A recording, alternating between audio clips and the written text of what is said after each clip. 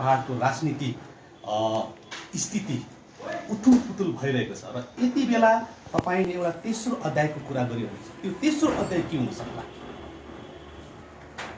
विगत 15 जुलाईको दिन अपराह्न मेरो यसै वासस्थानबाट मैले गोर्खा जनमुक्ति मोर्चा विनय खेमाबाट आफ्नो पद अनि पार्टीबाट राजीनामा दिएको थिएँ। अनि उक्त दिनै त्यसै पत्रकार सम्मेलनमा आउँदो दिनहरूमा मेरो तेस्रो अध्यायको राजनीति शुभारम्भ हुन्छ भनेर तपाईँलाई जनाएको थिएँ। मेरो पहिलो अध्याय एलएफ पार्टीसँग थियो, दोस्रो अध्याय गोर्खा जनमुक्ति मोर्चा पार्टीसँग थियो अनि तेस्रो अध्याय म सुरु गर्न लागिरहेको भनेको छु। र अहिले त्यो तेस्रो अध्यायको निम्ति म केही कामहरू गर्दैछु। हामीले काम गर्दैछौँ, गृह कार्य भनिन्छ, होमवर्कहरू गर्दैछौँ। धेरैवटा हामीले सभाहरू पनि राख्यौँ। धेरैवटा व्यक्तिहरूको महानुभावहरूको उहाँहरूको सुझावहरूलाई पनि अगाडि लिएर जान्छु। केही दिनभित्र नै तपाईँहरूले यसको प्रत्यक्ष रूपमा तेस्रो अध्याय के हो जनता सामु आइन्छ। र आज नै चाहिँ म भन्न सक्दिनँ, किनभने मैले आज यो पत्रकार सम्मेलन मैले पनि राखेको त होइन। तपाईँहरूले इच्छा जाहेर गर्नुभयो कि हिजो मात्रै म दार्जिलिङ फर्केको करिबन 18-19 दिन बादमा र तपाईँहरू आउने इच्छा गर्नुभयो। त्यसले गर्दाखेरि भाइले जुन प्रश्न गर्यो तेस्रो अध्याय अवश्य हुन्छ। कतिजना जसले मेरो बिचमा विभ्रान्तमूलक वक्तव्य दिइरहेको छ,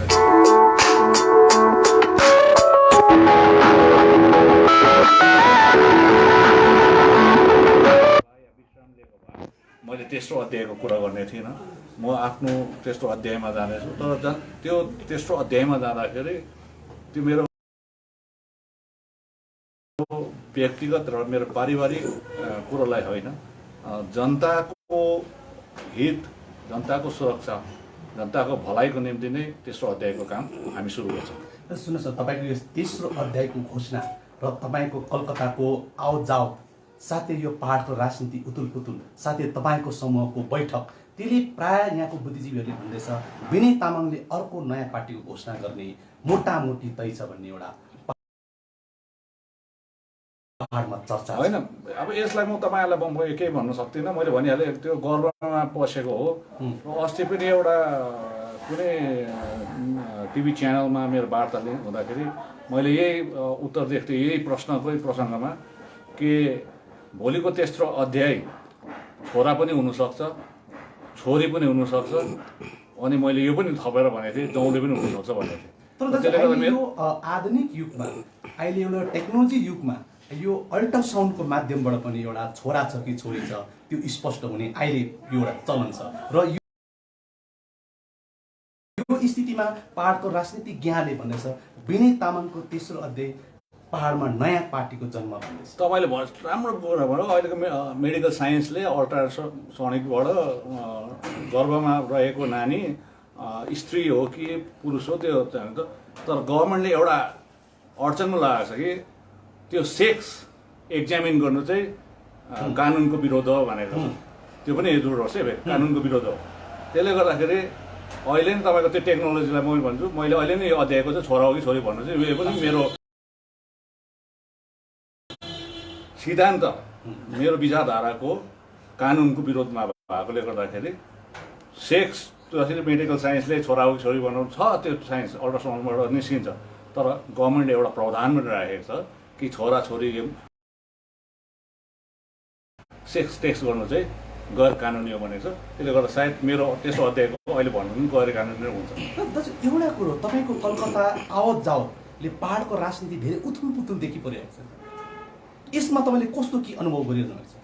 तपाईँको कलकत्ताको आवत जावत फुतुल भएको छ छैन त्यो त्यति मलाई थाहा छैन। तर हामी चाहिँ हाम्रो समूह, हामी जुन चाहिँ शुभचिन्तक छौँ, हामी जुन एक समूह छौँ जसले पहाडको हित, गोर्खा जातिको हितको निम्ति हामी काममा लगिरहेको छौँ, हाम्रोबाट त त्यस्तो खालको उथुलपुथुल भएको जस्तो हामीले अनुभव गरेका छौँ। तर तपाईँहरू पत्रकारलाई थाहा हुन्छ, किनभने तपाईँहरू आज मसँग छ, भरे बेलुका कोही पार्टीमा गएर सोध्नुहुन्छ। तपाईँको प्रश्नले यही भन्छ विनय तामाङले राजीनामा दिँदामै पहाडमा यस्तो डरलाग्दो उथुलपुथुल हुने रहेछ भने तेस्रो अध्यायले झन् उथुलपुथुल भनेपछि पहाडमा विनय तामाङको राजनीतिक अवस्था चाहिँ धेरै माथि रहेछ भनेर पहिले अब अनुभव गर्न थालेँ। भनौँ त हामीले यो स्पष्ट बुझ्न सकिन्छ तपाईँको तेस्रो अध्यायले पहाडमा भुइँचालो ल्याउन सक्छ। अब भुइँचालो मात्रै होइन, बाढ पनि आउनु सक्ला, केही पहिरो पनि जाला होइन। भुइँचालो मात्रै भन्न सकिँदैन, त्यसको धेरैवटा रूप होला। अब तपाईँको शब्दले भुइँचालो भन्ला, मेरो हिसाबले त कतिवटा जग्गा पहिरो जान्छ, पहिरो जान सक्छ, कतिवटा जग्गा त बाढ पनि आउला। त्यसले गर्दाखेरि अहिले स्पष्ट रूपमा त्यो प्रकृतिको तिनवटा रूपै हुनसक्छ, त्यो भन्न सक्छ। एउटा कुरो 2019को चुनावपछि पहाडमा एउटा नयाँ नामको जन्म भएको छ, पिपिएस स्थायी राष्ट्रिय संविधानको जो कुरा छ, त्यो स्थायी राष्ट्रिय संविधान विषय लिएर सेन्ट्रल गभर्मेन्टले त्रिपक्षीय वार्ता बोलाउने जो कुरा गरिरहेछ, यो विषय लिएर तपाईँको नजर के हो? हेर्नुहोस्, त्रिपक्षीय वार्ता भनिसकेपछि कुनै सर्वप्रथम त म पिपिएसको कुरा गर्न चाहन्छु। पर्मानेन्ट पोलिटिकल सोल्युसन, यो मैले जन्माएको एब्रिभिएसन होइन, शब्दहरू होइन। यो भारतीय जनता पार्टी अनि उहाँको गठबन्धन दलहरूले जन्माएको हो पर्मानेन्ट पोलिटिकल सोल्युसन, स्थायी राजनीतिक समाधान। अब त्यो के हो अहिलेसम्म स्पष्ट रूपमा जनतालाई पनि थाहा छैन अनि हामीलाई पनि थाहा छैन। र केही दिन अगाडि भारतीय जनता पार्टीका सांसद लगायत घटक दलका 2 एमएलए भाइहरू अनि नेतृत्वहरू जानुभएको थियो। त्यस समय गृहमन्त्रीको देख्यौँ हामीले कि त्रिपक्षीय वार्ता बोलाइन्छ भन्ने यसै विषय लिएर। अब त्यो स्पष्ट रूपमा हामीले जानकारी नपाइन्जेलसम्म त्यो भन्न उचित रहँदैन। तर यस्तो खालको त्रिपक्षीय वार्ता त 2007को आन्दोलनले 11 पल्ट त्रिपक्षीय वार्ता बनिएको थियो। तत्पश्चात गएर जिटिएमा आएको थियो। यो चाहिँ त्रिपक्षीय वार्ता हुनु भनेको चाहिँ टाइम किल भनिन्छ नि, समयलाई मार्ने मात्रै, नष्ट मात्रै हो। आज केन्द्र सरकारकोमा यदि आफ्नो इच्छा शक्ति छ भने कुनै वार्ता नै नबोलाइकन लेखेर लद्दाखलाई केन्द्र शासित प्रदेश युनियन टेरिटोरी उनीहरूले वार्ता नबोलाइकन दिएको रातारात। यदि केन्द्र सरकारकोमा इच्छा शक्ति छ भने वार्ता बोलाइरहनु पर्दैन, यो नाटकबाजी गरिरहनु पर्दैन। अनि अर्को प्रसङ्ग, त्रिपक्षीय वार्ता भनिसकेपछि एक पक्ष हो केन्द्र सरकार, 2 पक्ष हो यहाँका दलहरू, अर्को 3 पक्ष हो राज्य सरकार।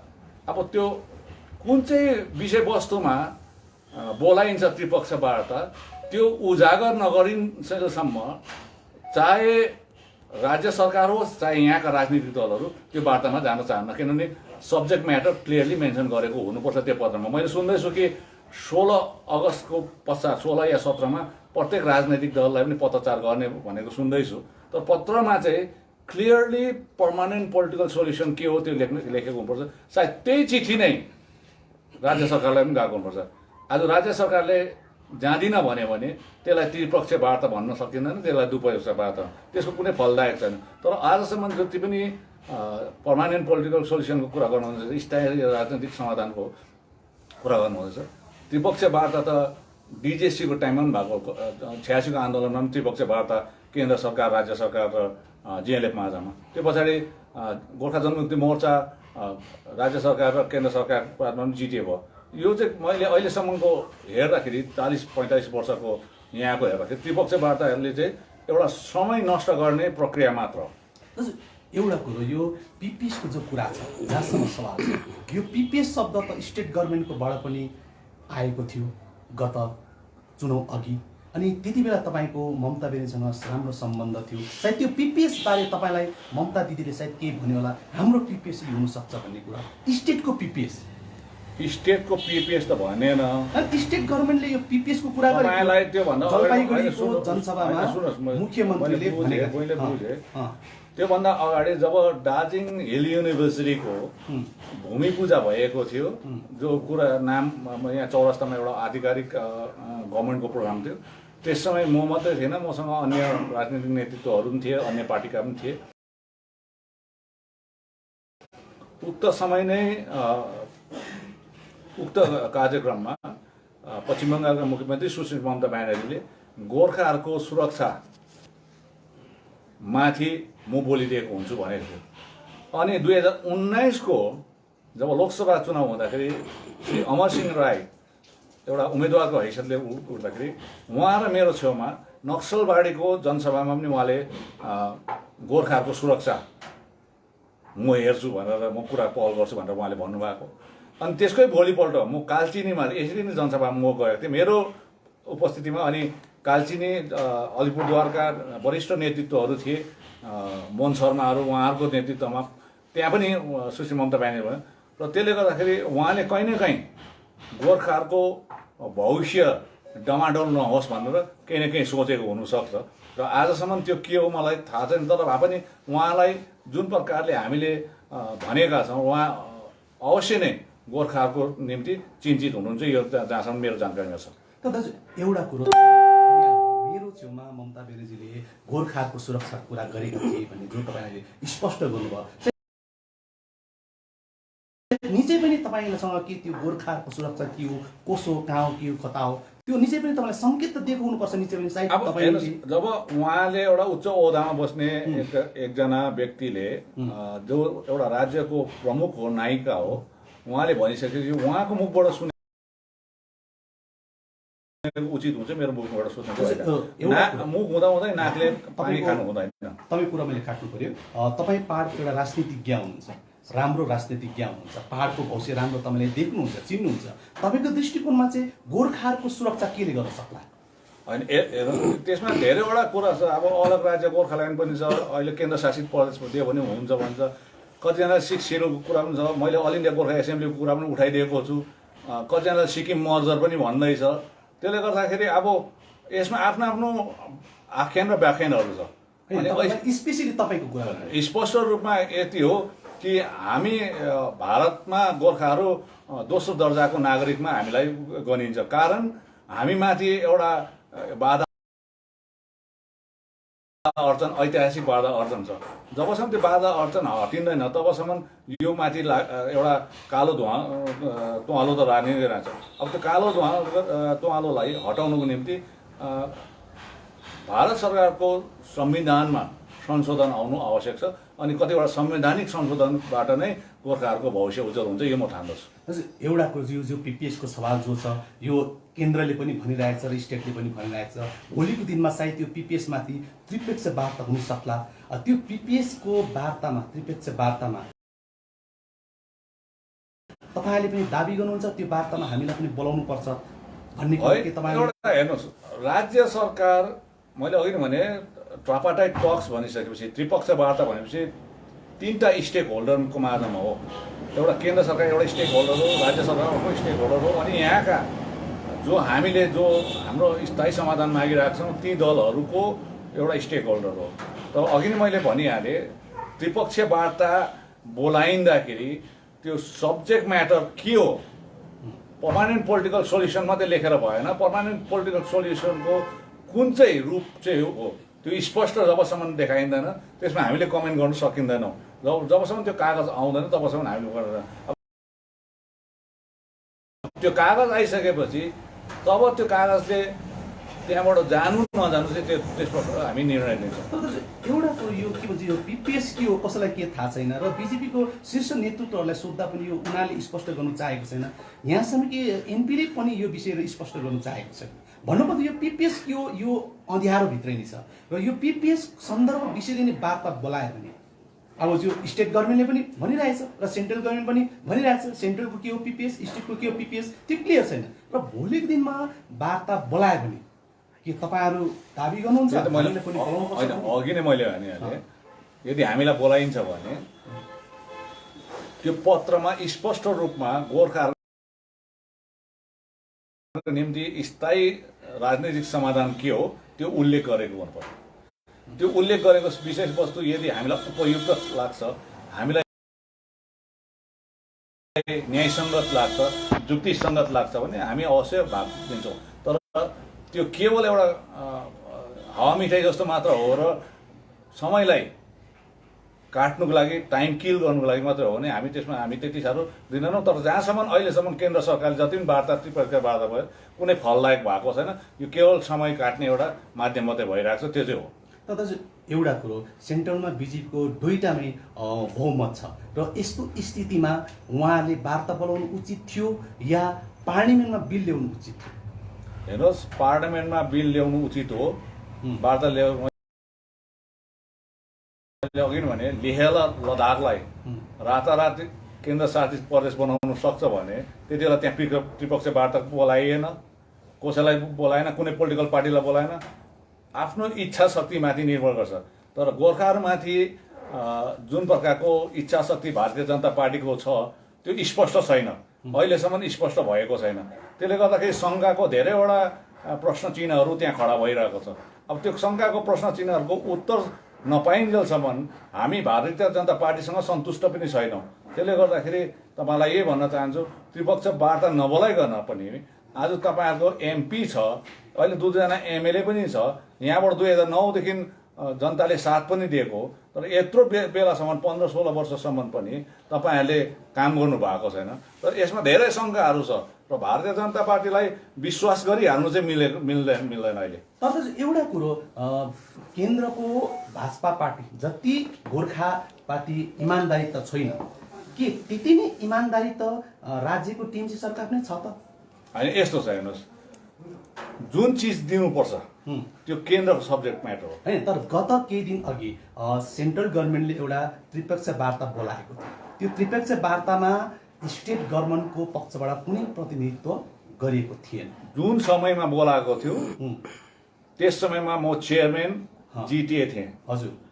अनि त्यति बेला जति बेला बोलायो त्यति बेला पनि त्रिपक्षीय वार्ता चाहिँ यहाँको माग चाहिँ के थियो भन्दाखेरि यसरी नै पर्मानेन्ट पोलिटिकल सोल्युसन एउटा केही राजनीतिक समाधान गोर्खाहरू हुनुपर्छ भनेको थियो। तर पछिबाट चिठी रातारात परिवर्तन भएर त्यो रिभ्यू जिटिएको रिभ्यू मिटिङ भनेर भन्यो।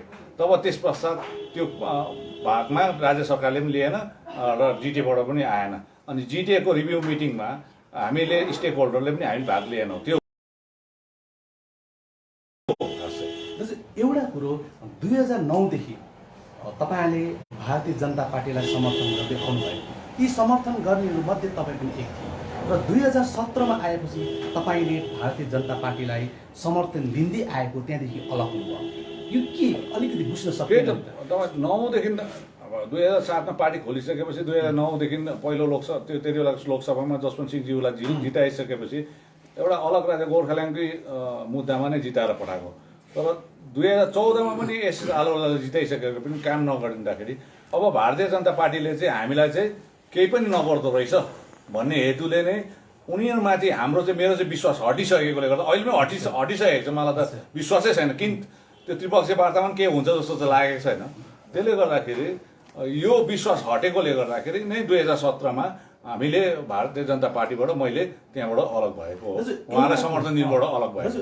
एउटा कुरो, हाम्रो यो गोर्खाहरूको जे जति माग छ, दार्जिलिङको जे जति माग छ, त्यो सेन्ट्रल गभर्मेन्ट सम्बन्धित मागहरू छन् र आज सेन्ट्रलमा बिजेपीको सरकार छ।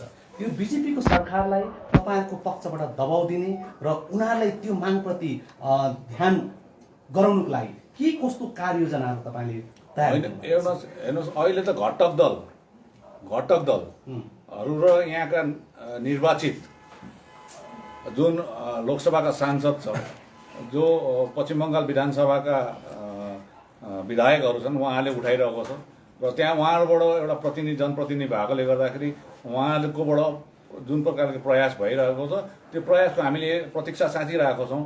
अनि भोलि त्यो प्रयासमा केही कुरोमा विफल भएको कारणमा हामीले केन्द्र सरकारलाई कुन रूपमा चाप दिनुपर्ने त्यो हामी अवश्य नै गर्छौँ। अब गत केही दिन अगाडि केन्द्र सरकार मौन बस्यो भनेर भाइ एसपी शर्मा पनि भोकहडताल बसे, 6 दिनसम्म बसे। उसले आफ्नो त्यस्तै प्रकारको कतिवटा चाप दिने कार्यक्रमहरू छ। तर यो पालिको त्रिपक्षीय वार्ता कुन चाहिँ विषयवस्तुमा बोलाइन्छ त्यो माथि हामीले गिद्धे नजर गरिरहेको छौँ। भन्नुभयो यो तेस्रो अध्याय भारतीय जनता पार्टीमाथि दबाउ दिनुलाई, दबाउ बनाउनलाई, कुनामाथि हावी हुनुलाई मोटामोटी तयार छन्। तेस्रो अध्यायको राजनीतिमा मैले अघि नै भनिहालेँ, जनताको हित र जनताको सुरक्षा र जनताको भलाइमाथि गरेकोले गर्दाखेरि यो पनि कहीँ न कहीँ गएर जोडिने नै छ र हामी चाप दिनुमा हामी तयार तमार भएर बसिरहेको छौँ। मेरो तपाईँलाई अन्तिम क्वेसन, यो तेस्रो अध्याय पहाडको जनताले कहिले देख्नु पाउला? अब फेरि म तपाईँलाई भनिहालेँ, एकजना स्त्री जाति गर्भवती भएपछि जुन दिन गर्भवती बनिन्छन् उहाँले एउटा स्वस्थ नानी शिशु जन्माउनको निम्ति 9 महिना लाग्छ। हजुर, तपाईँको 9 महिना कहिले पुग्ने? 9 महिना त पुग्दैन होला अहिले। हजुर। अनि कुखुराको चिङ्ना निकाल्नुको लागि 21 दिन हुन्छ। कतिजनाले 6 महिनामा पनि जन्माउने प्रकृतिको छ, आफ्नो आफ्नो जनावरको जन्तु। त्यसले गर्दाखेरि हामी एउटा मानिस जाति, मनुष्य जाति अनि गाईहरू जो हामी पशु पाल्छौँ 9 महिना नै छ, तर 9 महिना त भन्नु सक्दिनँ। तर तपाईँले चाँडो नै देख्नुहुन्छ, तर आजको भोलि पनि हुनसक्छ। तर यदि यो प्रिम्याच्योर बेबी चाहिँ जन्मिँदैन, म्याच्योर्ड हेल्दी जन्मिन्छ। तेस्रो अध्यायले पहाडमा भुइँचालो ल्याउन तयार छन्। हजुर, तेस्रो अध्यायले पहाडमा भुइँचालो ल्याउन तयार छन्। मैले भाइले अघि पनि भुइँचालो भने मैले भुइँचालो मात्रै भनेको, पहिरो जानु सक्छ, बाढ पनि आउनु सक्छ। हुन्छ। र हजुर, अरू भन्नुहोस् तपाईँहरू अब के